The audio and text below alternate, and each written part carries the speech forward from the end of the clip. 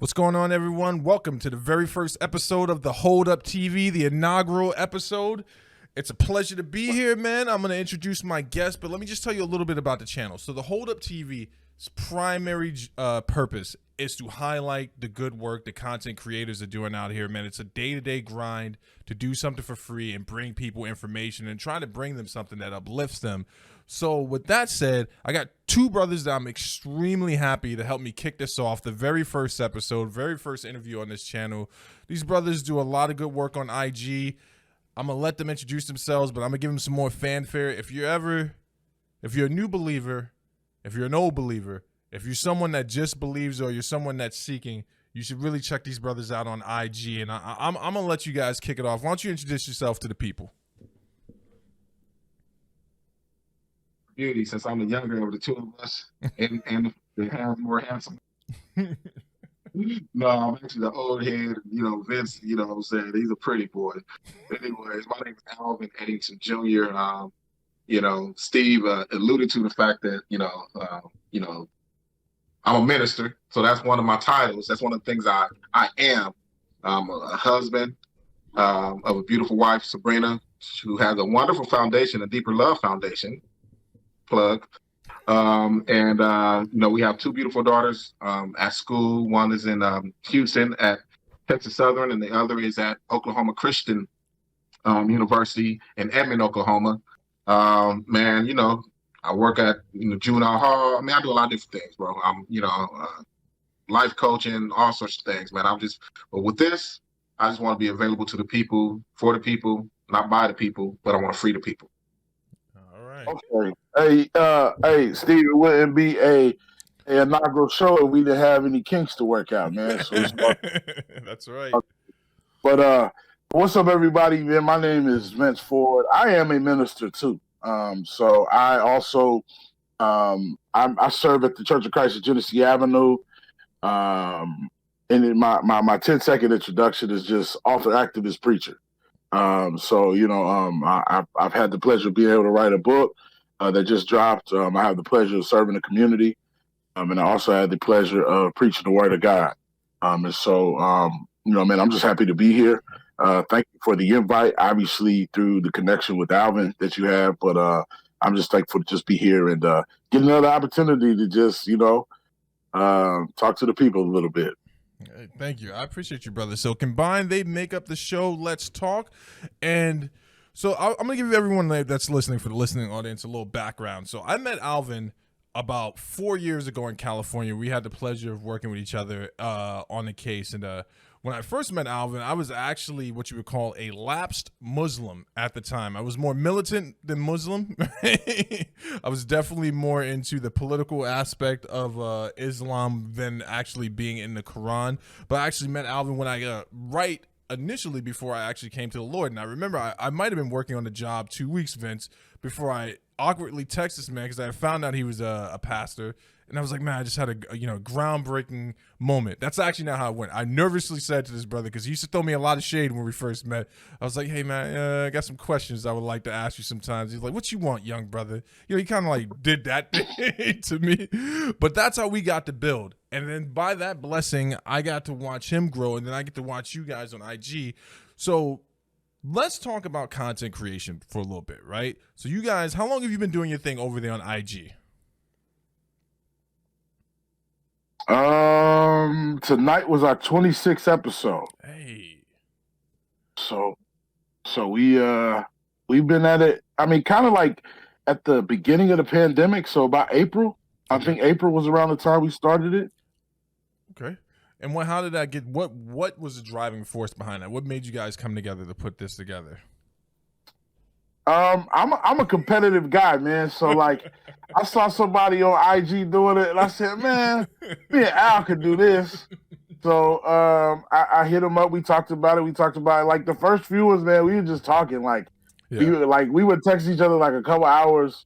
Like we talk pretty much every day, but we would text each other a couple hours before the show. Be like, hey man, what you want to talk about? We'd be like, all right, yeah, let's talk about this. Or I would send him something, and he'd be like, nah, maybe we should go about it this way. I'd be like, all right, cool. Man, to be quite honest, man, I mean, there's really no notes. Right. We just It's just two brothers. I mean, this is how we talk to each other on the phone. The same way that we talk on IG is the same way we talk on the phone. So that's kind of how it just kind of came to fruition. What about you, brother Alvin? Well, I see you shaking your head. You feel what are you, the Teddy Riley of the group or something? So yeah, he Aaron Hall. He the producer and the lead vocalist. Man, I just show up and I just say amen to everything he says. But no, this is my man. This is my dog. So when he came and was like, let's do this, it was like, okay, let's, we talk already, but we have deep conversations just between us two that we were like, man, the world being able to have access to these type of conversations that we get stuff out of. Like when we're on there talking, I'm learning from him and he's learning from me. We're getting stuff from each other, but that's the same way it is in our life with each other.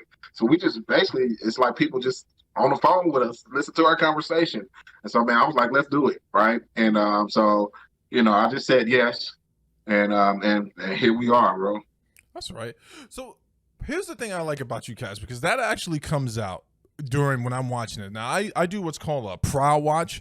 I'll come in. You might notice every once in a while you see some ghost accounts come up in you guys' IG. That's me. I prowl watch people to try to just to see when your friends are in there. Sometimes maybe the vibe will change. But I've noticed with you cats with the conversations, man. Even especially tonight when I was listening, the conversation is always authentic. It's not rehearsed, right? There's obviously a chemistry there, and I think that's really important when it comes to content creation, but also in this context, I hope you brothers don't mind me saying this, when it comes to Christian content creation, which is where we're going to spend the bulk of our conversation tonight, because I've seen a lot of things on YouTube, and I'm sure a lot of people have seen a lot of things on IG, where what they would perceive to be Christian content can become skewed, and then maybe when they stumble onto your channel, they're like, oh man, these brothers are talking about something that's definitely grounded. Now, that's not to say it's divorced from the gospel, that God isn't being glorified in the conversation, but you guys are getting into some real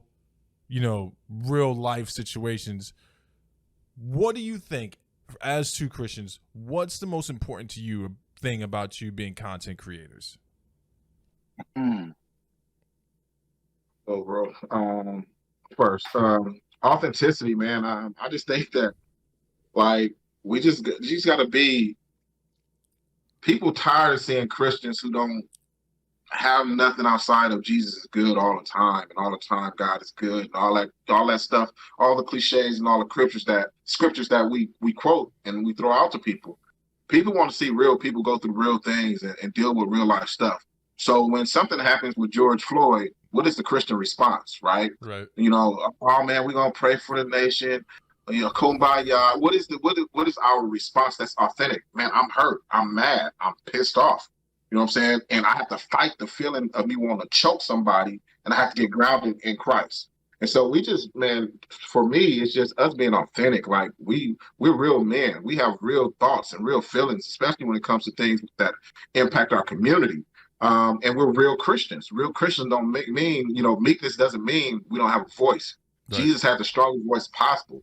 Jesus was in the environment of an oppressive system. So how did he speak?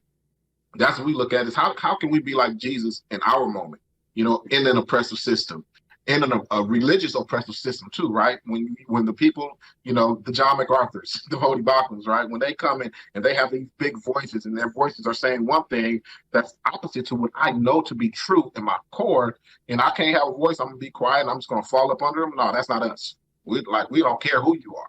I don't care who you are. If you're not Jesus, we're gonna be us, right? So for me, it's the authenticity of the Bible meeting my life and me being able to be who I am unapologetically, without having to have all the Christianese, having to say all that stuff. Just, man, look, we got a problem with these white folks. I can say that. Right. Yeah. I hear you. Speak on it, Vince. It's funny, and I'll let you in on a little secret. So, when it comes to me and Al, people may perceive him to be he's the direct one of the duo. He's very direct in what he says. Right. Me, I try to polish it politically. You know what I mean? Like it's just like almost innate. You know what I mean? Like I try to be like, let me dress this up. Right? You might not like it, but at least it's gonna taste good. You know what I mean? Like that's kind of how. Right. But I think the reason why we mesh so well is because like my preaching style is super direct. Right. Like I don't try to polish up nothing when it comes to the word of God. You know what I mean? But in this setting, I do want to be authentic, and I think that's the reason why we are like that. For me, it doesn't matter. I don't care who comes in to watch. Right, like you're gonna get what we're gonna talk about. We're not gonna dress it up because certain person comes in. Right. We really just trying to be two black brothers, and we are intentional on how we support not only each other but black businesses. So right. If you notice, Alvin has on a shirt that says "God is greater than dope." That's a young lady out here in Columbus who has a brand called "You Shall Live and Not Die," and so we support her. The shirt I have on is saying through a black business. My buddy Darius, he has a clothing line, and so a lot of it is that we want to embody not only the authenticity in speech, but the authenticity in how we act in our example that we show. The interesting thing about all of this is the fact that when it comes to how we approach our Christianity, from my perspective, we got to look at the scriptures in which they accuse Jesus of being a wine bibbler. They accuse Jesus of being a sinner because he was so close to them. Right. Now, from a private moral sense, he wasn't that person, but he was so close trying to really get them to change their life that people even accused him of partaking in the things that the people he was with accused. And so we want to show that sense of balance. Right. We want to show that, like, hey, not only can we quote scripture, we can also quote Nipsey Hussle, and we can also quote Fred Hammond, and we can bounce back from Fred Hammond and it's all about balance. And so, that's one of the things that we really try to convey, but just letting people know that, listen, at the end of the day, we are two Christian men, just really showing you what manhood looks like and what Christianity looks like in an authentic way. No, see, Vince can also quote Biggie Smalls too, just so y'all know. I know. Listen, man, Alvin's got this bitter thing, man. Like I put up with your West Coast Wednesdays, man. I clench my teeth and I'm just like, I just say East Coast when he says West Coast. I do that type of thing, but it's important. I think that's an important thing that you guys just talked about right there, man, because when you're talking about Christian content, people immediately draw some assumptions, right? They think about Christian media, right? So we think about the things we see like on Facebook. I forget the name of the one. I think it's called PureFlex is what it's called. It's like the Christian version of Netflix. And then people think about movies like, God is Not Dead. That guy who's made that movie has made a ton of Christian movies. And their first assumption is not that, okay, so there's somewhere I can go where I can hear two people authentically speaking about scenarios. Often people will dip away from that as well because they're like, well, I don't want to deter anyone by misspeaking or saying something like that. But when it comes to two people making content and doing that type of thing and being authentic, have you ever come up against any pushback, any roadblocks, anything like that? Nah, I mean, they scared of us, man. They know what it is. They not say nothing. and I think a lot of it is that, I mean, we know what we're talking about, man. Like I think that's like the key. Right. Like I don't wear this Mega Ever shirt just because it's Black History. Right. Like, I really like I am really enthralled by who he was as a man. You know what I mean? Like I try to learn a lot of things about him. So much so that, I mean, he's essentially, one of my heroes, you know what I mean? So when we're not talking about something that we loosely know about, like we're talking about things in our wheelhouse. Right. So when we tell you things, you can fact check it. You can talk about it and we'll disagree with you and we'll love you and you can come back next week and get back on. And I know that there's going to come a time in which, this is going to grow to a place where people are just going to get on the hate. And I'm okay with that because I know that we know what we're talking about. That's right.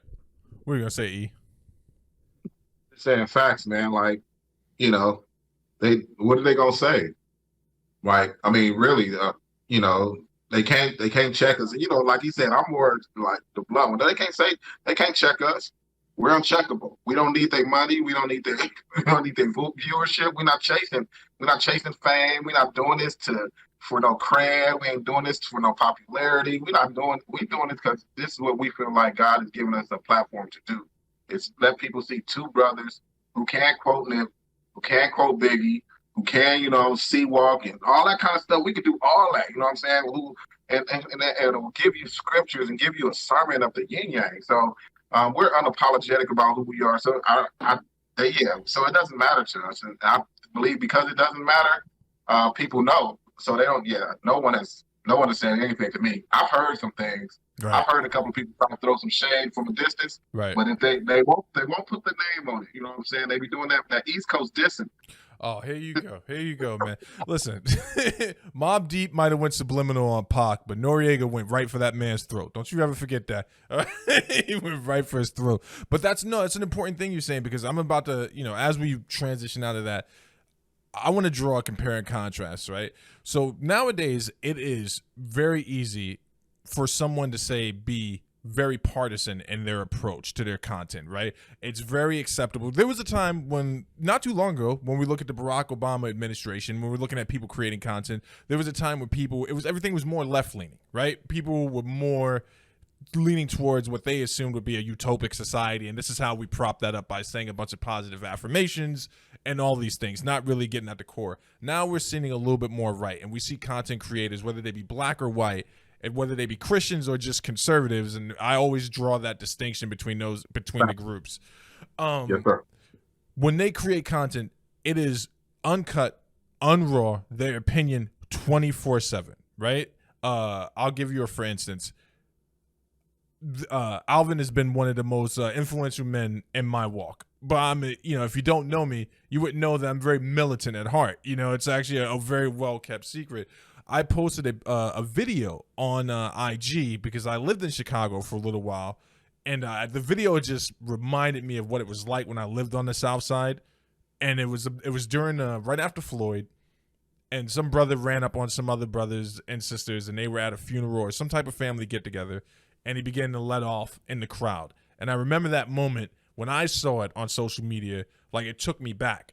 Right. And I just well, this has got to go up. This has got to be a part of the conversation. Like, we're talking about these things, but we got to talk about these other things as well. Like, if we're talking about police brutality, we got to talk about internal threats to the community as well. And I put that up, and I didn't think about how it was going to impact people, and I mean, Alvin was the first one to come for me, right? And then my family came for me right afterwards. And I see that, sometimes when we're putting content out there, it's a little bit more socially acceptable now for me to put something up where it shows a brother killing some other brothers. And it's well, what about that? But when you have two brothers speaking on IG saying, well, hey, while we're talking about those issues, let's talk about the root of the issues.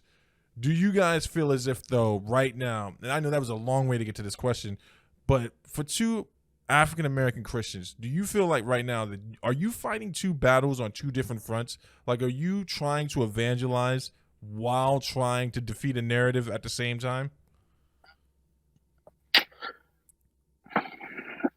So what if I said that defeating the narrative is evangelism? Okay. And here's my rationale on this. Because a lot of the young brothers in my age range, I'm talking about 35 and younger, or even a little older than me, I feel like the root cause of a lot of the things we deal with in our community, right, have pushed them away from accepting who Jesus is. Okay. And so what I'm finding out is that, an effort for me to evangelize with these young brothers, with these young sisters, because just like, we got a lot of, conscious young brothers who are fighting this battle as far as, Christianity is the white man's religion and all of these other things. We also have a lot of these sisters who are trying to seek peace and seek prosperity and seek love and seek comfort, and other Eastern practices and things of that nature. And I feel like, in order for me to evangelize, I have to untie some of those strongholds. Right. So now I would say, I am fighting two battles, and I would also say three battles too, because me and Alvin's conversation can come off as raw and uncut and militant. And so sometimes we do have to avail ourselves in predominantly white spaces to show them that, like, hey, look, man, we love God, man. We love you too. Right. We understand the dynamics of skewed statistics as it pertains to black on black crime and other things like that. But that don't mean we won't, hop on the Zoom with you. That don't mean we won't come preach at the church. That don't mean we won't even invite you to come preach at ours, or have lunch with you, But we are, and I think you're consistently fighting those two battles. Du Bois speaks to that, that social construct of duality, if you will. I can't remember the term he uses, but I would agree. But I think it's a part of the evangelistic journey right now to exist in both realms, an effort to show people who Jesus is. Mm-hmm. What about you, brother? How you feel about it? Yeah, definitely. Sometimes I don't do a great job at it. Sometimes it'll be 4 o'clock in the morning, 3 o'clock in the morning, 2 o'clock in the morning. I'll post something. My wife wakes up, she sees it, and she tells me to take it down because sometimes I don't be considering my white brethren, right? And sometimes I don't even consider my black brethren either. You know what I'm saying? But kind of like what Vince said, as it pertains to having to walk that line of, I'm going to put out scriptures, but I'm also going to put out, why it is that young brother shot that other brother and why it's detrimental to us to have to see that trauma, right? Mm-hmm. Going back to the videos, like, man, that's traumatic for me, Steve. Like, I know it's true. I know it's a part of the narrative, but that just caused me, something. I need to go see a therapist based off of seeing this because I remember this and what it does to me. Right. And so I'm constantly checking myself, and I have a helpmeet, a wife who does. I mean, I post some things that are, it's not risque as it pertains to my walk, but it's like, are you really trying to help? Not necessarily racial reconciliation, because in order for something to be reconciled, there has to have been a right relationship in the first place. Right. I don't think we have a racial reconciliation issue because we've never been together. But as it pertains to us trying to have these conversations that are going to bend the ear towards Christian unity, like what does it look like for the white evangelical and me and Vince to have a conversation, right? And, lo and behold, Vince and I, every month, we're in a very white space, very, very white space, and they want to know about social justice. And they're trying to grow and they're expand understanding what it means to be a Black Christian in America. And they want to know what our experiences are. And they're trying to understand. If Vince and I, are on social media just like wilding out, we're never going to be able to have people say, hey, would you guys mind coming and sitting in with us on a Zoom? They come and hit us up. They ask us when we come and have these conversations. And, just another thing, one of my sermons last year was titled Fight the Power. Right. Right. So I did a sermon titled Fight the Power. And Fight the Power was, it was the blackest sermon I ever preached. It was right after Brother Floyd got killed. And I was seeing this narrative of Black Christians and white Christians with two different responses. Right. And neither response was Jesus. Okay. Right? Neither response was Jesus. We both are responding to the pain or responding to the narrative that the media or responding to all this stuff, right? And I was like, wait a minute. Like, we're wrestling not flesh and blood. We keep wrestling each other. And so that from that sermon, I started getting white brothers like, hey, do you mind coming to preach at my church? Do you mind if I just talk to you? Right. And, and I was throwing some blows in there. I was talking about, how the whitening of Christianity. I talked about that in that sermon, right. That Christianity has been whitewashed. Right. So those are conversations that they're willing to have, but we have to be approachable enough to make sure that we have those conversations. So yes, I do believe that I'm evangelizing not only to the mass people who don't know Jesus, but also to other brothers and sisters in the faith. I think that I'm giving them some good news as well and teaching them some things about, Black Christianity and why it is the way that it is and how we respond the way that we respond. So I want to help some people normalize some terms because I might not ever have the opportunity to reach a broad base. But there are things that people hear and it throws them off. And when I say people, typically it tends to be white people when they hear people say black Christians. And there seems to be a kind of this dissociative thing that happens when they hear you say black Christian, because it's like, well, why is there a distinction in your Christianity? Why do you not just refer to yourself as Christian? Now, I know why that is, but I want to give you guys an opportunity to explain why is it important for us to be able to say black Christian, and what is that, and what does that mean exactly? That's a great question. Awesome. Go ahead, Vince. No, I was just gonna say, because as a man, I'll tell a story.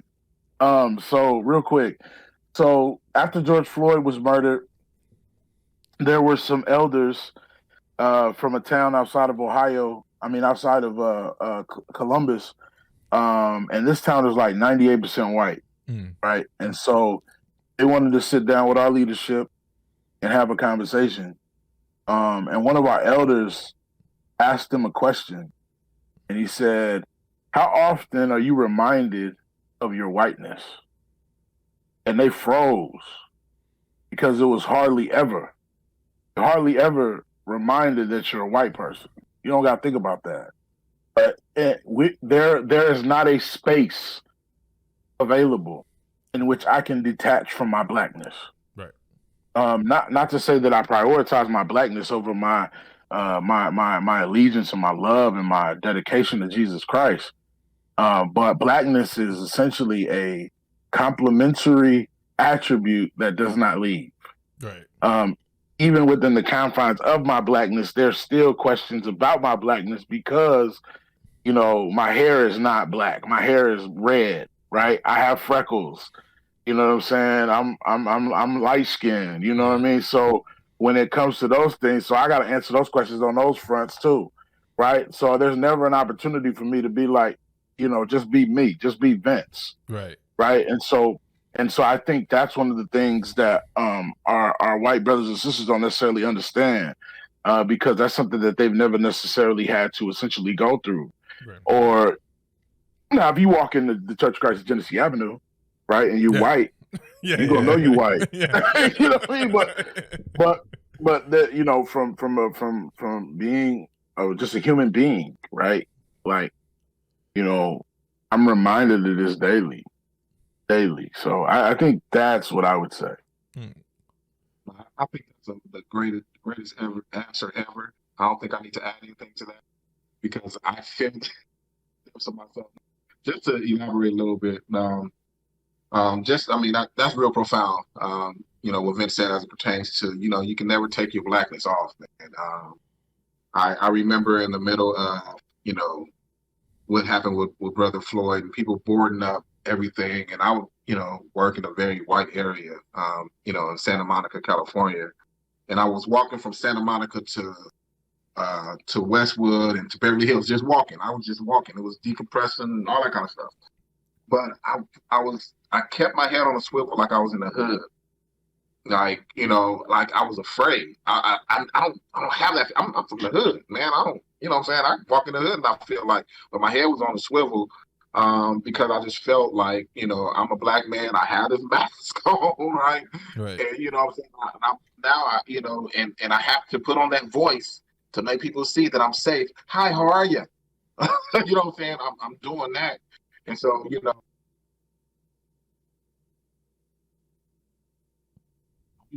doing that. Right? I'm tired of having to make myself smaller. Right. Right? I'm tired of having to be the guy to make you feel comfortable about me. Right? I know I'm a good guy. I know I'm a great guy. You know, I love the Lord. I'm not gonna hurt a fly. I'm not gonna steal nothing from your store. And so, you know, just to elaborate off of what Vince said as it pertains to I can never take my skin off. I'm constantly reminded daily, you know, in different spaces, you know, that I will always be, you know, one bad choice away from being dead or in jail. See, and it's interesting you say that because there's a there's a type of thing that exists, right? So we can celebrate when someone's a black conservative, right? Now, this is not on these brothers, right? For anyone watching the Hold Up TV right now, if you're going to come for anyone's throat about the words that are about to be said right now, come for my throat. This is for me, not these brothers right here. There's a type of thing that happens where we can celebrate a black conservative, right? Every time a black conservative comes out of the closet or someone converts to conservatism, not Christianity, but to a conservative train of thought politically, monetarily, what have you, people will hoist them up, lift them up and say, look at this person. They understand it. Now, whether they unintentionally know that they're doing a thing that's like, you're a credit to your race, right? You know, like you're a credit to your race is what I get from that. But that's my own bias. So when you see something like that, when you guys see someone say, for instance, like during Floyd, you get a Candace Owens, right? I agree with about 85% of what that sister says until it starts to go really secular, right? And that's what my cutoff point is with the conservative community. It's like once it starts to get to the point where there's no glory and it's just more secular, atheistic conservatism, I'm just like, all right, I'm cool. I've met my threshold. What were your thoughts when you hear a sister like Candace Owens talking about the George Floyd situation? Did you guys hear any of the stuff that she had said back then? Purposely didn't. Right. I didn't. I didn't allow myself in that time frame because I wasn't ready to be able to absorb it. Right. Right. I was still dealing with that. I didn't even watch the video. I'm to this day I have not watched that video of George Floyd. So if I'm not going to watch that, I'm not going to allow myself to get angry and fueled by, by this agenda-driven, woman. I'm just not going to. So I didn't allow myself to hear anything. I don't think I've even heard one thing from her on that issue. I've heard some other things, and like you, but 85% of the stuff, you know what I'm saying. I'm an independent, so you know what I'm saying. But I'm more conservative than I am liberal, to be honest with you. And I believe most black people are, right? But we just, we put that Democratic label on because of. But I didn't listen to her or anybody else who was spewing those things, white or black, in that space and time, just because I was watching out for myself. I take care of myself, my mental health, my spiritual health. And if I was going to be able to go and preach to these people and tell them to point to Jesus, I had to point to Jesus, and I couldn't listen to Candace Owens. All right, what did you think about it, Vince? What did you think, brother? Man, I mean, I know, like I'm a stats guy, so like my educational background is poli-sci from a stats perspective. And I know that 80% of black people essentially are socially conservative. Yeah. Which is, one of the we align ourselves with this political party, but when we think about the construct of our family, right? When you think about the things that your grandma will accept and won't accept in her house, right? It's really a conservative construct, right? Mm-hmm. So, when I think that the biggest issue that I have with Candace Owens is that she is so deeply nestled in being this voice of conservatism that she lacks the ability to be empathetic to her own people, right? And so she can't be. She's lost the privilege of empathy because of this character that she's essentially trying to portray. That's what I believe. So anything that kind of comes out of her mouth is just like, okay, we'll try again tomorrow. You know what I mean? Like that's just kind of how I feel, man. Like I mean, between her, them two twins, like to me, it's just like watching wrestling. Like it's like fanfare. Like what kind of shock value can they add to the internet today? Right. And I personally believe that people like her,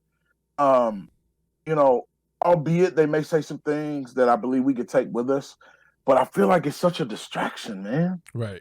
It's such a distraction because at the end of the day, man, she's a part of those individuals that get hit with high tax rates.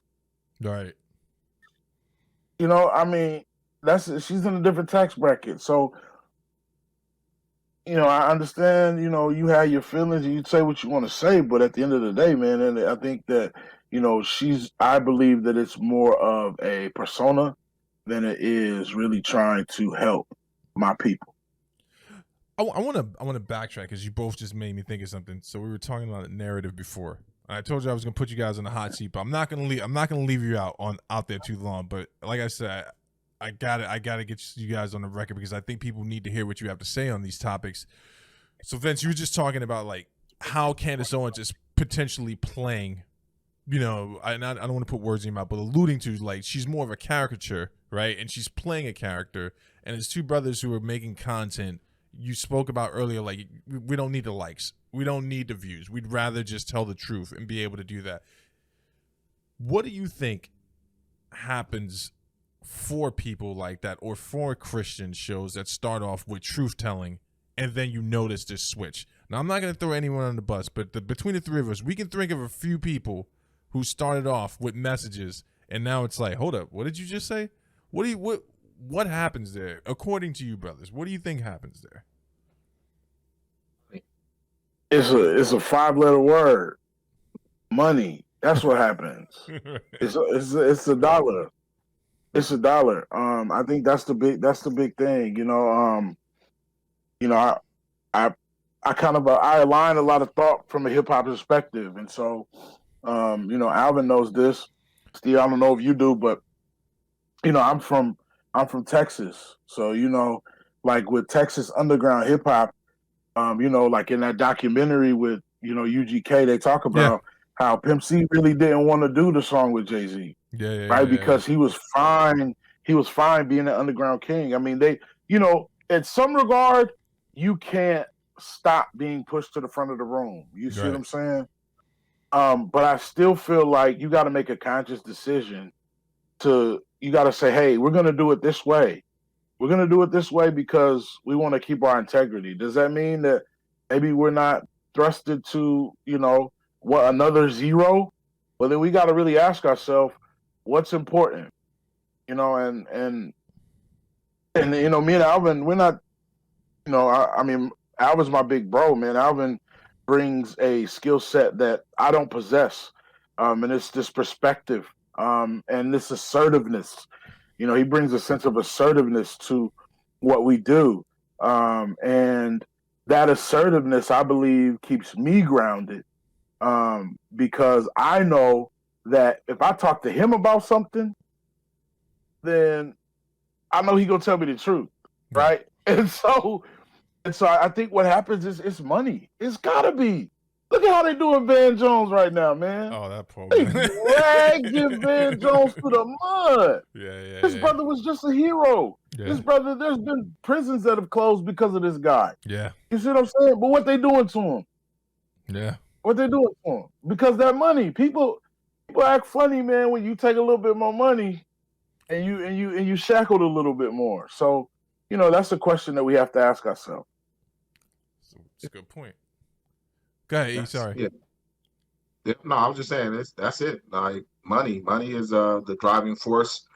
And I'll be thinking sometimes, man, I'm like, man, should I go ahead and take this, change my little stance? 75 million people voted for this dude. So if I go ahead and switch over my little stance, if I get half of that 75 million to buy Vince's book, because you know what I'm saying? Like, do I want to live with that? Like, because I'm going to impact whatever I say and whatever I do to get that extra money is going to impact somebody who's watching. Like, dang, Al just did this, and it could destroy their whole walk.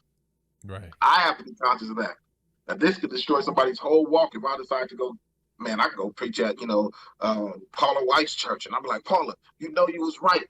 Let me get down with you. I can, what I'm saying, I can go to John MacArthur's church, and I can start rocking with these people.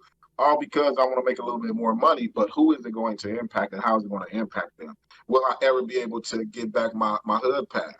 And we ruthless. When we take that pass, even if right or wrong, like they try to take Ice Cube's pass, right or wrong, we just ruthless. We ruthless, and we be hesitant to let anybody back in, even if we were wrong, right? So that keeps me from like saying, you know what, I'm not gonna code switch it. Start talking that John MacArthur stuff. I'm gonna stay grounded, stay who I am, and the ones who want it gonna come get it. Like the white brothers who have hit us up to to do whatever. They want it. They want the truth. They don't want no, you know what I'm saying, no whitewashed version of Alvin. They want, who are you? I want the dude from Normandy and Vernon. That's what I want. All right. So now go for it, Vince. Go for it, Vince.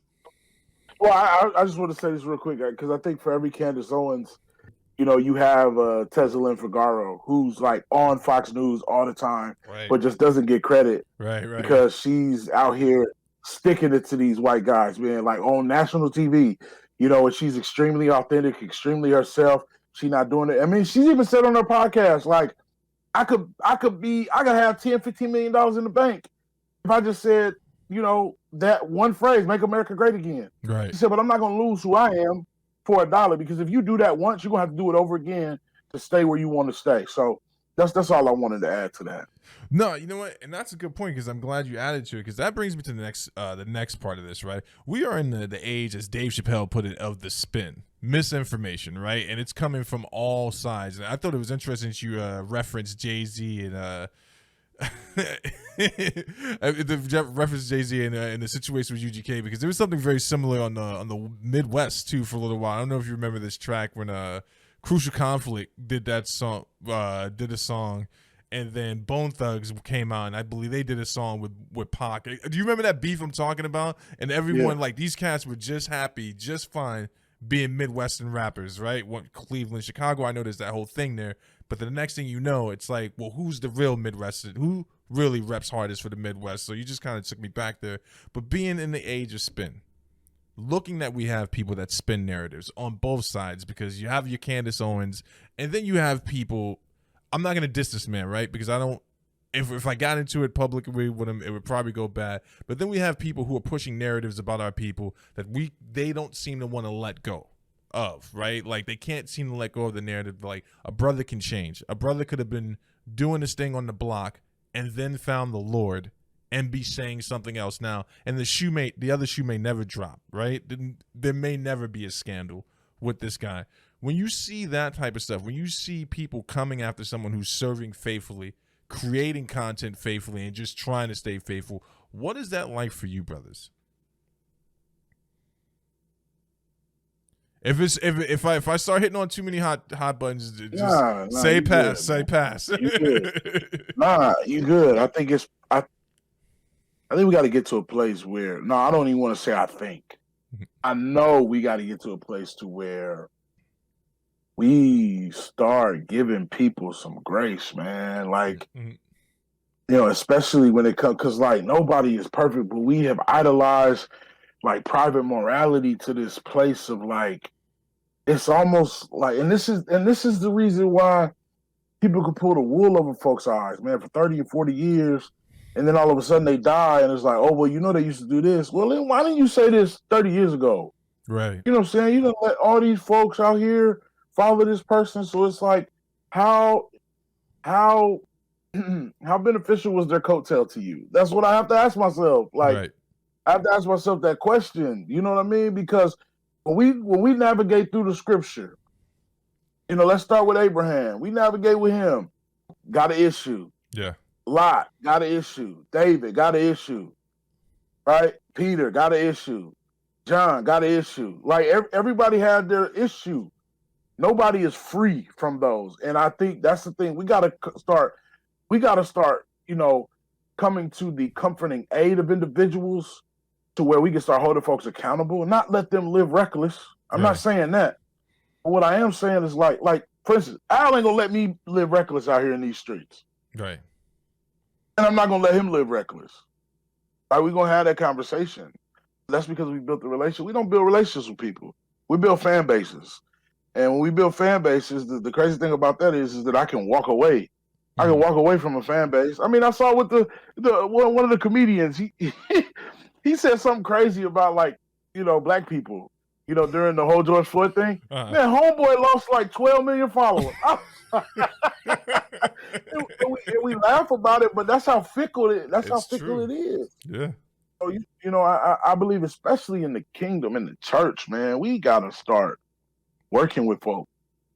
And like, you know, when somebody falls, man, help them up, dust them off. Let's get back to where, you know, let's try to get, because, you know, you could be good, But when you're good, and people see resilience, you blessing other people because now other people see, man, I can bounce back from that. I like that. I like that. Take is that we live in two Americas. Y'all remember Robert Downey Jr.? Yes. Right. I know where you're going.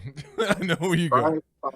You know what I'm saying? He would have, I remember the sister's face that they had the picture on the news with, to this day. She ain't making 20 million you know what I'm saying? she wasn't able to. So we, if a white guy gets off drugs, we celebrate him. Right. Right. And we don't know that he had to be in rehab 15 times though before he got off drugs. But we celebrate him. We keep giving him chance after chance after chance. We see it. So I just think it's two Americas because you look at crack in the 80s and meth now. Right. One is criminalized. The other one is a medical condition. It's a mental health condition. Right. So I think it's the whole idea of it being two Americas, man. And we give grace to who we want to give grace to as a society. But as believers, we're supposed to give grace to everybody. If we get caught up being conservative in our thinking or liberal, opposed to being Christian in our thinking, to the Christian liberal and to the Christian conservative, we too far left and too far right. But Christ is he's neither there. He's not a donkey or an elephant, right? Right.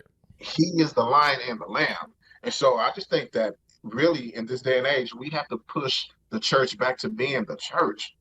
Like, if conservative Christians actually looked at the Bible and saw how Jesus dealt with kids, he talked about kids and how you treat kids, then they would have more quote unquote social programs than the liberals over here who's not trying to help these kids. Right. Right. They're just trying to let me just keep, giving them fish or never learn how to fish. But we don't want to come to the middle of who Jesus Christ is. We want to be right, or we want to be self-righteous. We want to be you know what I'm saying? We want to be right as opposed to being righteous, right? Right. And so I just think that that's what it is. Like we give breaks to who we want to give breaks to. And we have to learn how to undo that thinking, undo that whiteness, that righteousness, that that has been prevalent in Christianity across the globe. Like Christianity across the globe has been whitened. So now I have to go and talk to my brothers and the hoods and the boroughs about, look, Jesus was not a white man. Right. Oh, we lost Alvin, but piggyback off what he's saying right there, Vince. When he said when you have to explain to people that Christianity is not a white man's religion, for some people that becomes like a trigger in itself. When you say it's not a white man's religion, and when you have to explain that to someone, what's that experience like? I believe it's getting better. Right. In the last couple of years, it's gotten a lot better just because I think a lot of preachers with their pulse on the community, especially a lot of black preachers, are realizing that, man, like we are really absent of black men in the church. Mm-hmm. And it's really just been absent for a long time. This hasn't been something that is something that has been, consistent throughout the years, right? Like even in my perspective, like, I'm 34 and I look up and, all the men that are, shoulder to shoulder with me at church are twice my age or, my father's age, you know what I mean? So Right. There's very few young brothers. And so now I think we're starting to see, because it's like, if we don't do anything, the future of the church is at stake, and so now we have a lot of people that are really starting to reach out there and do the research and show individuals, hey, this is what history says, right? Mm-hmm. And hey, you're not going to reach out, you're not going to get everybody. But I found there are a lot of men that are searching, like a lot of men. I talk to men every day, all day, whether it's community work or just doing different things. Man, there are so many men, man, that are just searching for something to believe in. Right. And we have to be at the forefront of teaching them that, and not teaching them that from a perspective of they lose their manhood. See, and I think that goes back to like the battle against the narrative and the duality of that. So on one hand, I could see how brothers would have to definitely battle against a false narrative being pushed by a political fringe right? I want to give them enough grace and say that's the fringe right. But then I could see how there's another narrative where you have to battle against, say, a Charlemagne the God, where you have where you have to push back and say, hey, this brother is on to something, but he's not giving you the full spectrum. He's giving it to you based off of your experience. When you say you have to spend a lot of time in a church where there aren't a lot of young men, how do you see that changing? I know evangelism is a part of it, but what do you think the key mission on that is? The key mission is really just spending time with brothers and showing them that, like, hey, man, you're not going to lose your identity, because you buy into Jesus. Like, you're not going to lose who you are as, Stephen, or I'm not going to lose who I am as Vince. We're just going to matriculate through life in a different way, a way that is a lot more disciplined, right? A way that is essentially it just facilitates the idea of being a protector. So for me, when I look at it, I believe we have to show the example. Right. We have to show the example that, like, man, 80% of the things that you're doing align with Christianity. If you're a father and you're taking care of your kids, well, guess what? The Bible speaks to that. The Bible applies that. If you're going to work every day and you're giving back to the community, the Bible applies that. Right. So now let's just streamline what you're doing, and show you the goodness of faith, the goodness of mercy, the goodness of grace, and so that you can move in a manner to where you're not doing this alone. Because right now you're operating on your own premises, on your own thoughts, on your own accord. Right. But when you attach Jesus to it, now there's a sense of strength that's attached to you through the Holy Spirit that says, yeah, now not only do I have the power to do this, but I also have the power to show you how it can be done as well. So that's where I stand on that side. That's right. Alvin, we got you back, man. You're back. I tell you, these old people in their MySpace, they start getting tripped up and stuff. Hey, once I got kicked, I was like, man, what's going on? I had to figure it out. Man, we gotta hook you up, man. We gotta make it happen, bro. We gotta hook you up, man. So here's something I want to catch you cats on. You're both obviously avid music lovers. I mean, obviously, my music taste is going to be superior, but that's because of where I was born and where I grew up at, right? You know what I'm saying? Like from New York to Chicago, I won't hold it against you guys, man. But Vince, I love the wards too. I've heard a lot of good music out of the wards. I know how you guys get down. I want to talk to you about something that has become a hot topic, right? I want to talk to you guys about Christian. Okay. I want to talk to you guys about Christian hip hop. I want to talk to you guys about Christian hip hop for a second. Now, Alvin, I know you bang other stuff besides Christian hip hop, and I understand what you got. I know you got the tribe in your hand. I can see it. I see you right there, man, at the low end. Hey, I got Midnight Marauders, baby. I got love, man. This is on vinyl, man. I got love for New York, man. Hey, listen, man. I got love for New York. Matter of fact, my hip hop campus, man, actually really began with East Coast hip hop. There was a girl in my 7th grade class. She used to actually sneak CDs out of her older brother's room to give to me, and they were all like East Coast stuff, like Mobb Deep and Jay-Z and Biggie Smalls, and this was like in 1996, 97. So I would take them home, and I had a little Walkman. I'd be listening to them because I grew up in a very, very Christian household. So my mama was like, hey, don't bring that mess in my house. But I'm sorry, man. You was asking about Christian hip hop. No, it's funny, man, because if I could dive for a second, here's the funniest thing, right? Like a lot of cats who live in New York, and I'll bang on my own city. They think God on the 7th day made New York, and then He forgot about the rest of the earth, right? That's what happened. And I remember the first time I went out to Illinois, not even Chicago, to Illinois, to Elgin, Illinois, and the first time I had heard hip hop outside of New York, And I was like, yo, this is crazy. And I remember the first time I actually met some cats from Texas. You know what I'm saying? And you're right, the underground hip hop scene down there is very large. And off air, like I'll name some of the cats that I've met from there. And you guys had a huge backpack hip hop community that made their way up to New York during the sound bombing days. But I digress. I'm 39 years old. I go on tangents. Let's talk about Christian hip hop for a second. From you guys' perspective, what is the state of Christian hip hop right now? I'm going to warn you, this is a hot clip, so you're going to be on the record on this one. What is the state of Christian hip hop? The state of Christian hip hop, man, to me is there are some MCs out there, man, that I put up against anybody in the game. Well, who you got? Who you got? Name them, because I think I know.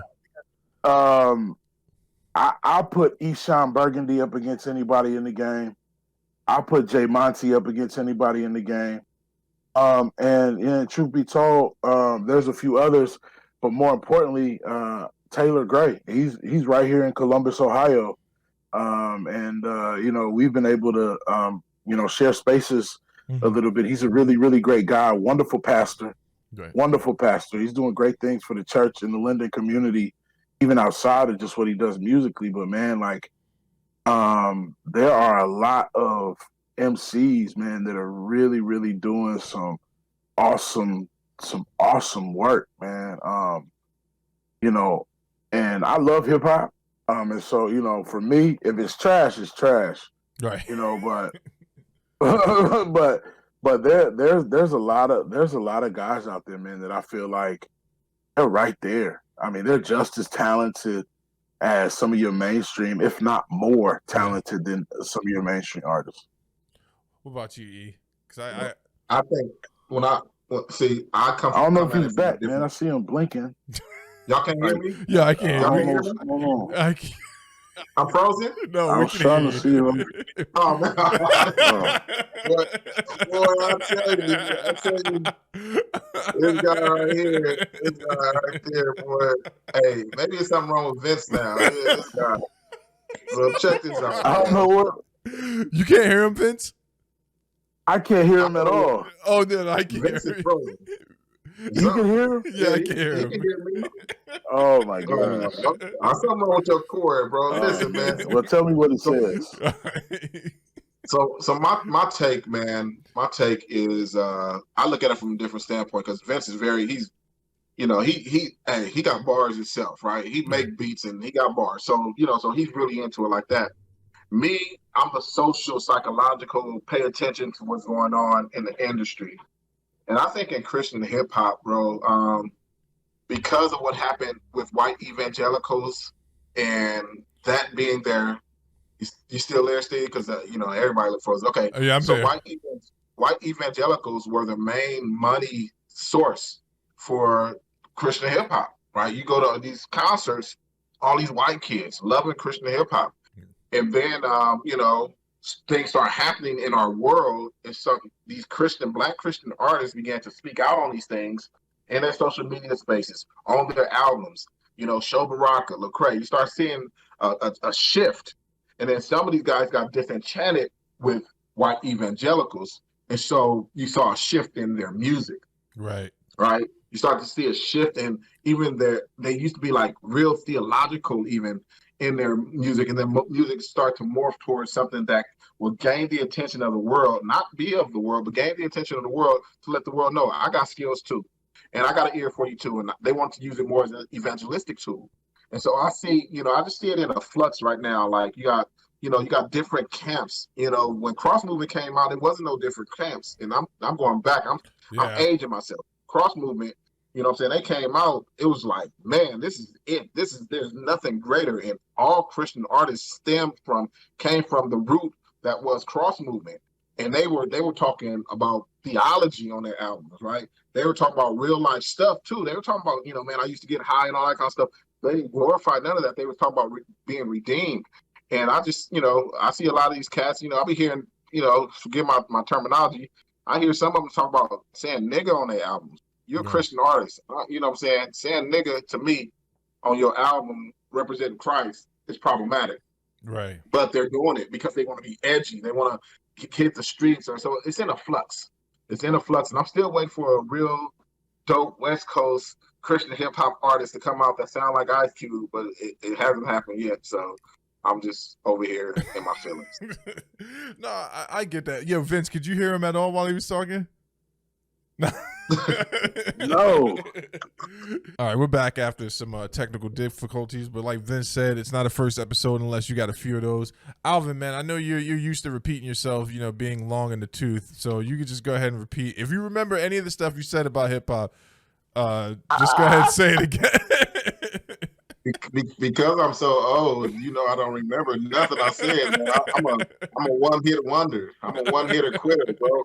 No, basically what I was saying was my view of where the state of hip hop is, Christian hip hop is, comes from a different lens because you know Vince is really into like super into music. He's a musician himself, so he has an ear for it, and he pays close attention to what's going on in all spaces as it pertains to music, not just hip hop. But you know, from what I see and what I've seen over the past few years is this disenchantment with the the Lecrae's and the show Baracas with white evangelicals, and those were the ones who paid them.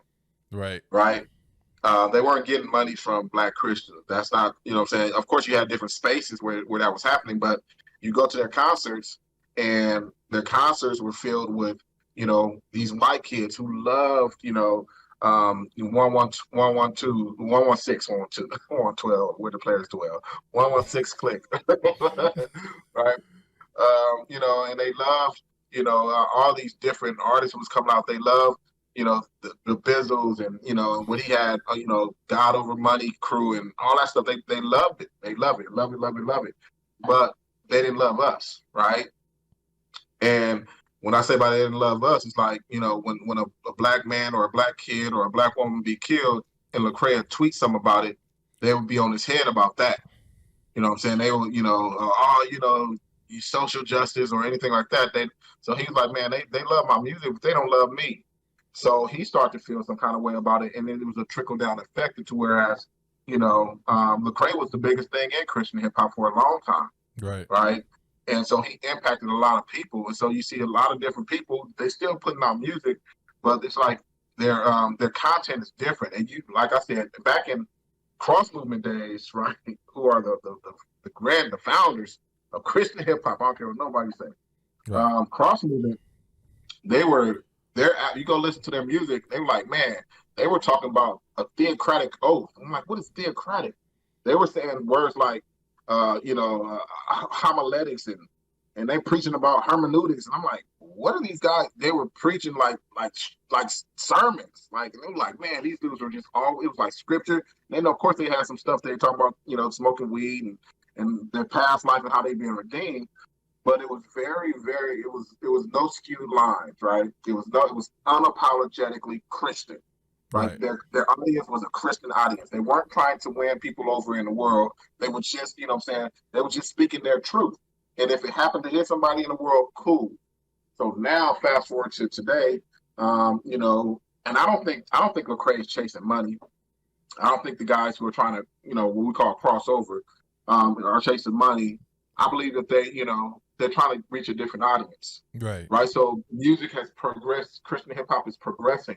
And they're trying to say, man, we got skills. You know what I'm saying? We got mad skills. We can outrun you. We can outthink you. We can we can do this too. We got illustrations of the yin yang, and we got just as many artists that are doper than you, right? We can do this. And so I think getting the respect from the secular world is one thing that a lot of these guys are trying to earn, and not financially. I just want you to respect. You don't have to put me in a Christian gospel artist. You can put me in the hip hop artist of the year award. Mm-hmm. All right. You don't have to differentiate me because I'm talking about God. You don't differentiate the Muslim, the 5%ers, you know what I'm saying? So why are you gonna differentiate me? So I see that happening in the state of hip hop, Christian hip hop, and I also see it just the pushback to white evangelicalism. Like they're like, nah, man, like I'm losing money because you invited me to your 10,000 seat church, but that don't matter to me. You care about my music and not me as a person. I got problems with you, and that's who we are, man. We lose stuff, when we stand up for ourselves, and as long as we don't toe the line, We don't say what they want us to say. You know what I'm saying? Where they gonna hit us? They're gonna hit us in our pockets. You know, so do you think with a cat? So because there's a contrast I want to draw, but do you think with a cat like Lecrae in particular, right? So he's currently like catching the most heat right now, right? Some of it is obviously what you said. You know, you're saying when he started to drift away from what made him popular, and he was like, "Well, I have thoughts and feelings about these things," and now we see some other things that are going on with him. Some people would say, or have even gone far enough to say that Lecrae is almost outside of the bounds of the faith with some of the statements that he's made. How do you brothers feel about the smoke he's catching right now, if you're even aware of it?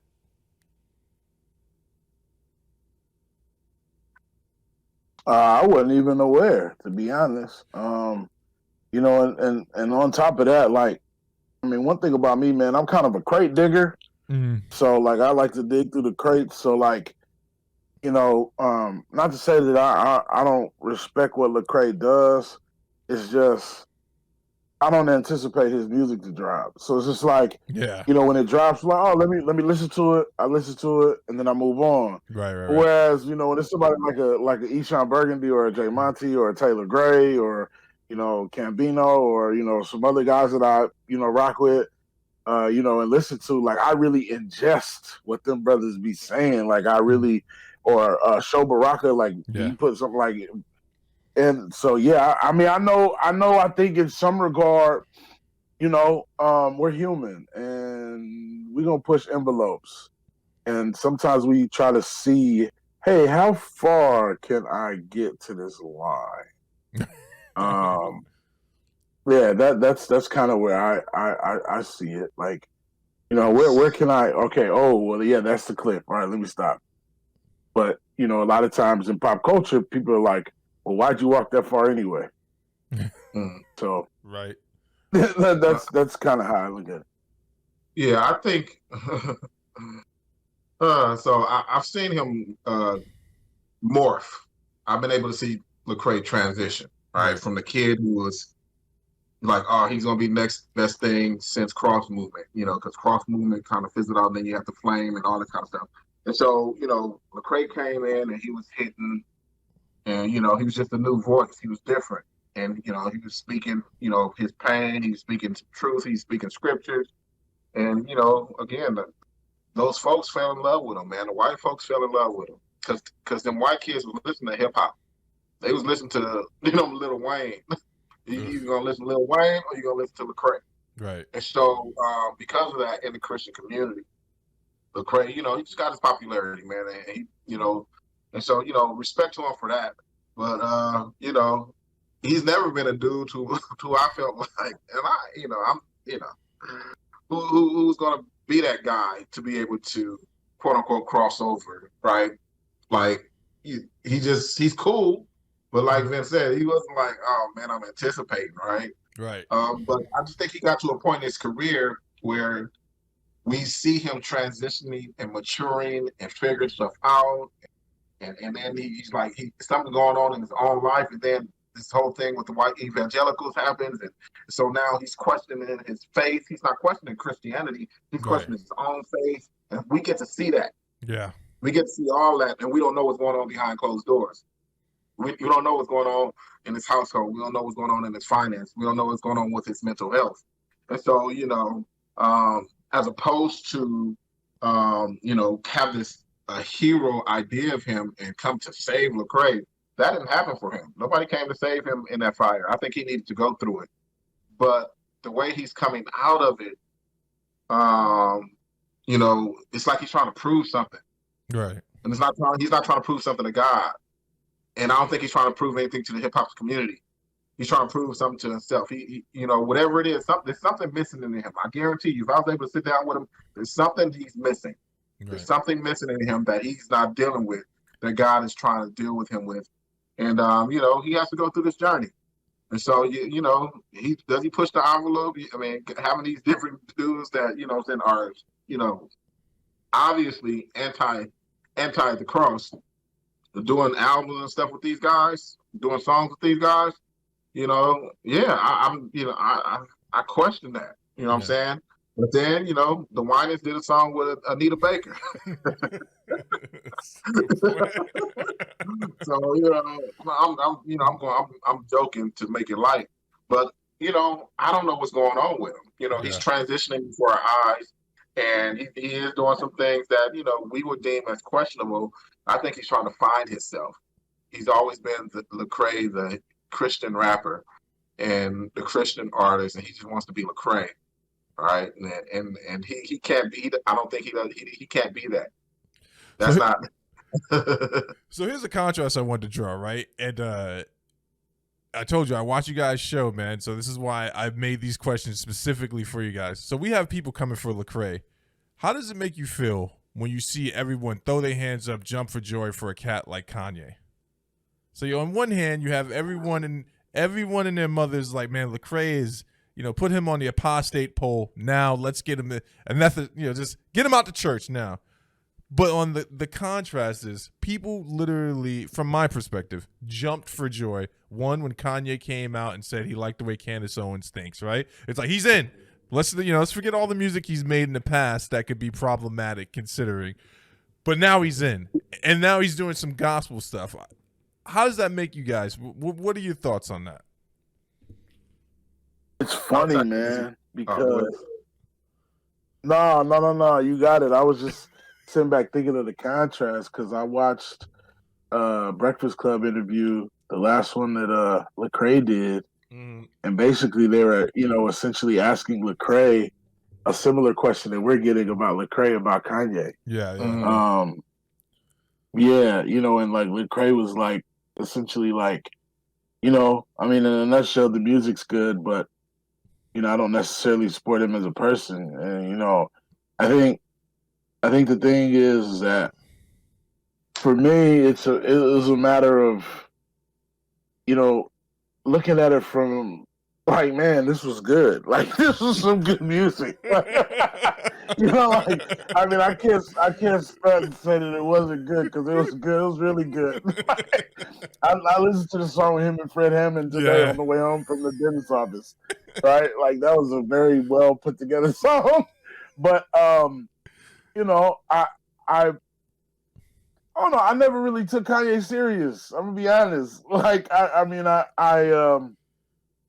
enjoyed the music. I mean, and he is a huge part of my matriculation into manhood. Right. I think, Stevie, you said you're 39. I'm 34. Right. So 17, 18 is when he first kind of hopped on the scene, and it was cool for a guy like me because I wasn't necessarily out here trying to do drive-bys, but I wasn't necessarily a guy that you could just punk in the hallway either. Right. And so when he came out with this like cool backpack rap, like it was like, oh yeah, this is what I need. I got you. I think it paved the way, but looking back at it, man, like I don't know what he was thinking.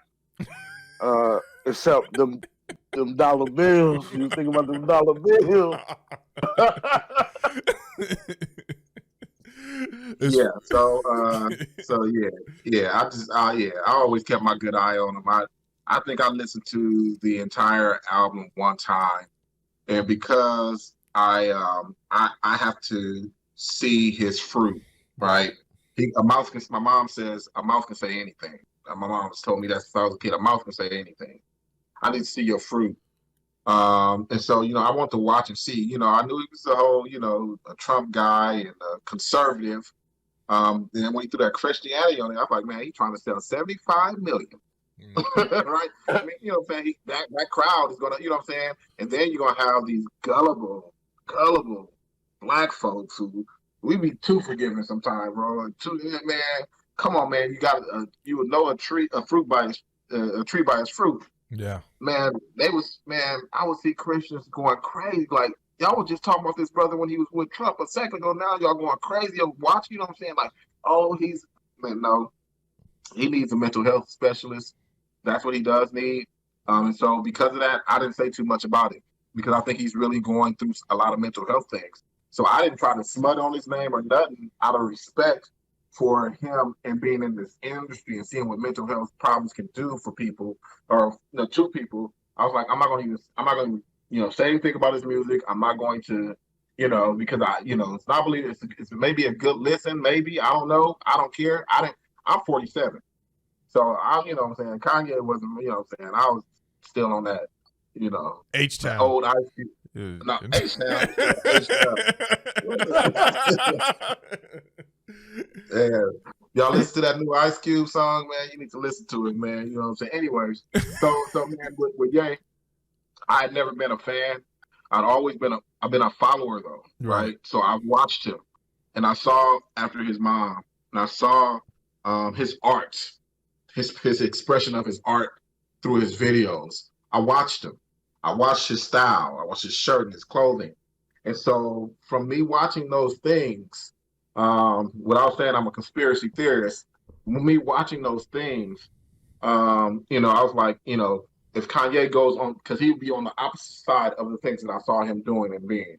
I saw him walking with the Baphomet. I saw him walking, with all these Egyptian type of things in his videos, and he was a god and Yeezy and like Jesus and all that stuff, right? I'm like, I'm watching that, and that's blasphemous to me. So for him to doesn't mean that he hasn't transformed. I don't know. I still got my eye on him. I still got my eye on him. And the people that he's aligned himself with, as far as, like the Joel Osteen. Yeah. Doctrinally, I don't, what I'm saying? So that's money. Yeah. So it's like it looks like a money grab until he comes to sit down with me, and I'm like, hey, bro, here it is, what it is, man. We can go to Wyoming. You know what I'm saying? We can talk about these scriptures, because he may be truly seeking, right? Maybe, and he just may be on that front part of seeking. I'm gonna be available to him to sit down and talk, but I ain't gonna be bumping his music. Man, you guys. But I will bump that Pusha T.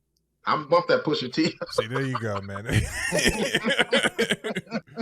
Yo, I know I'm keeping you guys over. If you could just bear with me for just a little bit. I got a few more questions that I know I wanted to get you guys with.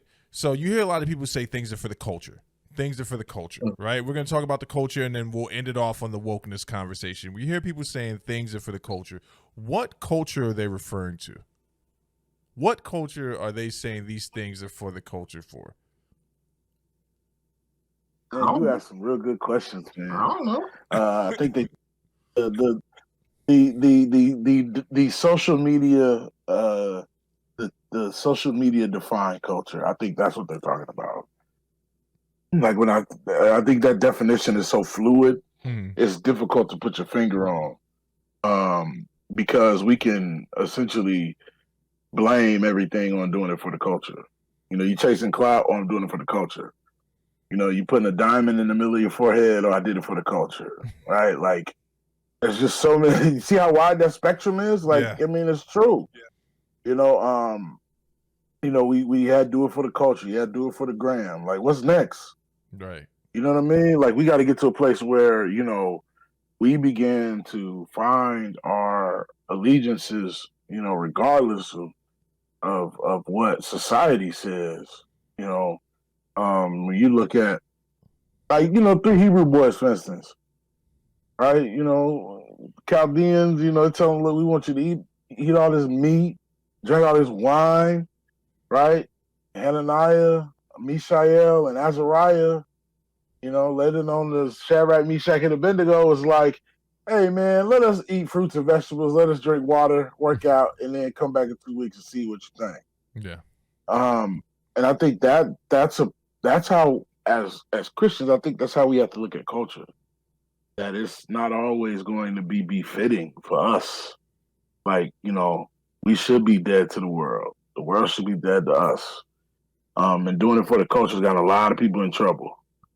You could do it. You could do it for the culture all the way to damnation. You keep up. I like it, man. See, I know. Here we go, man. When I look at Alvin's eyes when I ask these type of questions, I see that look my father gives me. Like, man, what made you ask me a question like that? But go ahead, Alvin. Nah, man, because I'm I'm old, bro. Right? Nah. But because one of the great things about my relationships with Vince, my relationship with Vince, is that I stay connected to stuff like that. So we're actually in a sermon series, right? And the sermon series is resetting the culture. That's the series for the month. Resetting the culture. and the hashtag for that is for the culture. We have identified that there are some things that are thrown out for the culture. That's I don't know if it was Migos, whoever started it, but it's like people just be like, oh, I'm drinking, I'm doing this, I'm doing that. Everything is for the culture. So we need to reset the culture for the culture. We need to identify certain things that really aren't specifically Black culture, because we trendsetters, right? So, we set up things and then we just let it run wild. Now we're gonna rein that thing back in, at least in the church. Like, you can't be saying I'm out here twerking in the name of Jesus for the culture. We're not doing that. Right. You know what I'm saying? And so when you're seeing young people who are in a church, young adults and younger people doing it, and some older people doing it, doing the silhouette challenges and the what's the other busted challenge? All those challenges, you like, these are, you know what I'm saying? Oh no, bro, don't do it. I'm ready, man. If I see you do it, you're gonna do it, and you're gonna have Ray nail on your head about that. But we're doing all these things, right, for attention. Right. So we want to bring attention back to Jesus, right? So as it pertains to for the culture, that culture is like Vince said, it's a fluid culture, but it's it's not Black culture. That's what I want to say. Is that we because we start stuff, we don't. If we can be honest, we don't really have a culture. When we say Black culture, what does that mean? Right? Black culture itself is not even a culture.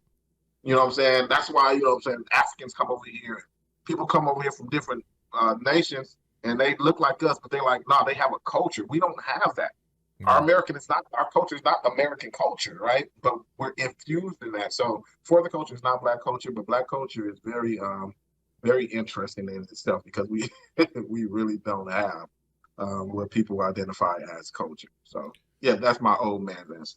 No, that was a good answer, man, because that leads me into the last and final question. But this might be the one where you guys are like, "Hey, I'm not picking up the phone when this guy comes through anymore." So we got to talk about wokeness, right? And there was a specific reason I picked you guys for the first episode, because I want people to go to your channel, and I want them to see the work that you do against the narrative. The fact that you can answer a question like that in regards to the culture, that's something that a lot of young Black brothers, just from my perspective, it's just as easy for me to go on YouTube and get caught up with a certain cult that I debate with on Facebook all the time, instead of coming over and seeing that there are brothers that are feeding people with truth.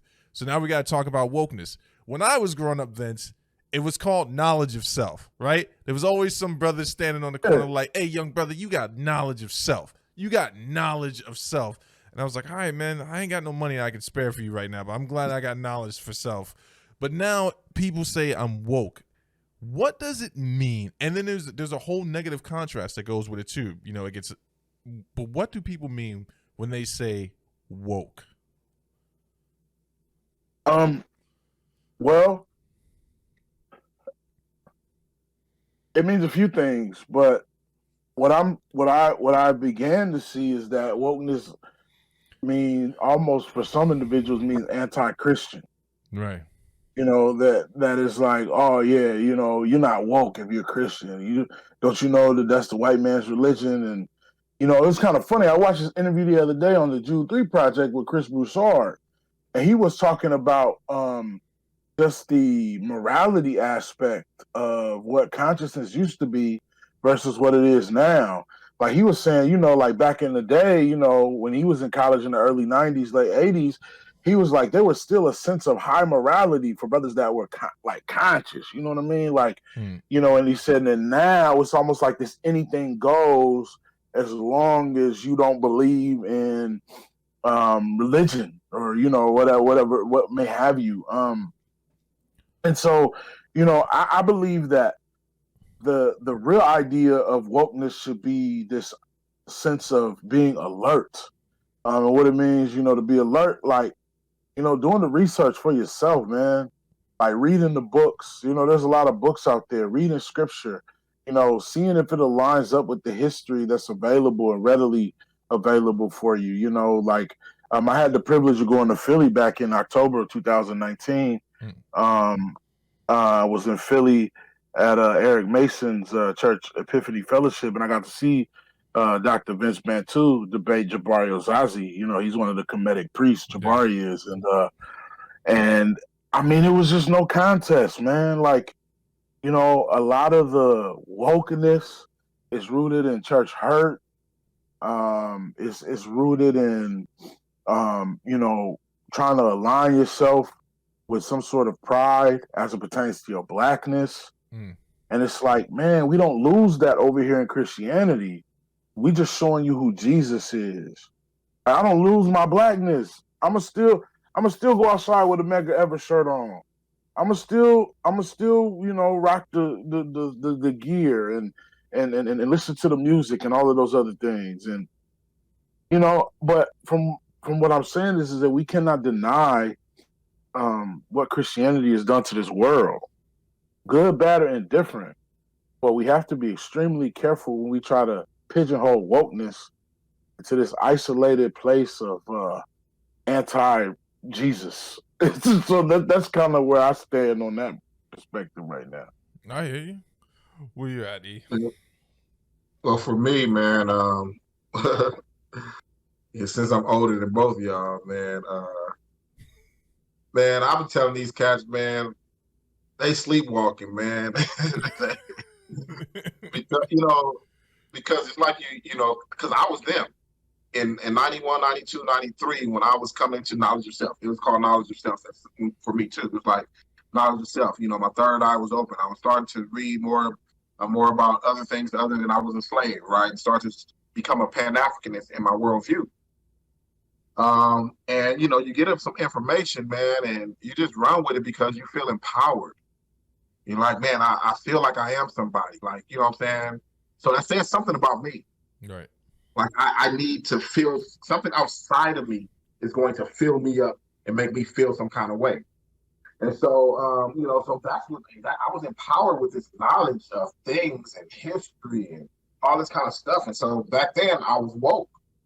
But then when I was broken, I couldn't call on a Yoruba priestess and my ancestors to fill me up and to heal me and to lead me and to guide me. Right? I couldn't smudge my way through. I couldn't pour out libations my way to being healed. And so I found Jesus in the middle of me thinking I was woke. Right? And I was like, when I woke up, I realized I was sleepwalking. And so, a lot of these people in this day and age of, information at your fingertips, there's something going on inside of them that they're trying to fill up on the outside of.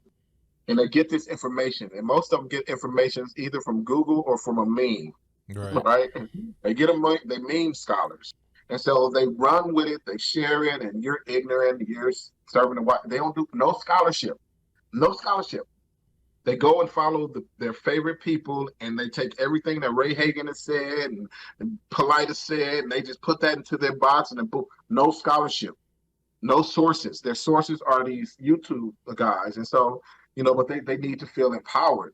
In Jesus Christ, I got all the power in the world living inside of me, right? With the Holy Spirit. Like, that stuff is cool. I'm glad that, the Egyptians were the first mathematicians. And I'm glad that, I come from kings and pharaohs and all that kind of stuff, which we don't know because not everybody was a king. Not everyone was a pharaoh. You have, you know what I'm saying? But, yeah. You know what I'm saying? I'm glad that that's a part of the narrative that I have, but that don't make me.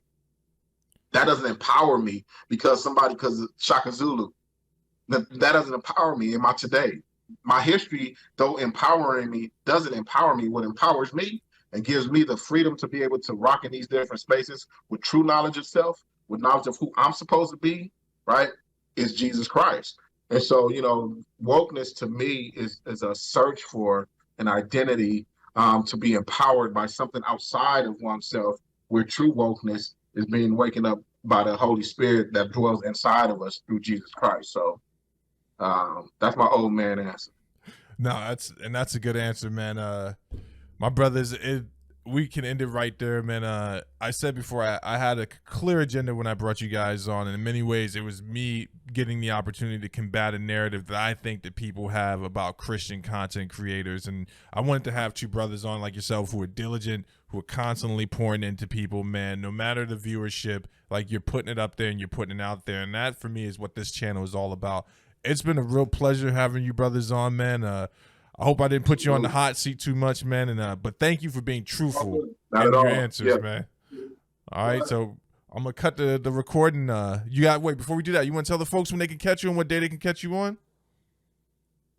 Yeah, we can do that. So you can catch us on Mondays, at 9 p.m. Eastern Standard Time, 6 p.m. on the West Coast, and that's 8 o'clock p.m. for all my Texas people.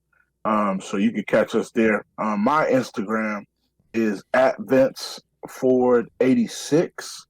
And Al, you want to go ahead and tell them what your Instagram is? I know it, but I'd rather you just say it for yourself. Yeah, man. My Instagram is old man. No, I'm saying my Instagram is A Eddington Jr. Right? That's is that it? Oh my I think goodness. that's it. Yes. A Eddington Jr. That's man. it. Yeah, that's my Instagram, A Eddington Jr. Man. Man, I want to shout out Vince, man. He got that book. Can you, hey Vince, before we get off, man, can you state Yeah, show him the can you book, brother. your book, brother, and all that kind of stuff? The leader that society This did is not it. choose. It is the leader that society did not choose. It's available on Amazon. The leader that society did not choose. It's available on Amazon. It's available on Barnes and Noble. You can holler at me on Instagram if you want a personalized copy. We got more coming in March. So and real quick too, man, Steve, bro, awesome questions, man. Awesome platform. Man. Thank you, brother. Yeah, Thank man. you, No, this is like seriously, man. This was great, bro. Seriously, this is great. It's been a blessing to me. For the listening audience on Anchor, all the links for Vince's books and for their IGs will be in the description of this video on YouTube, which will probably be up on Friday once I get through editing it. And thank you, brothers, for coming on, man. I know it's time to get off. Y'all stay blessed, man. Hey, stay blessed and stay west. There you go. I already cut the recording.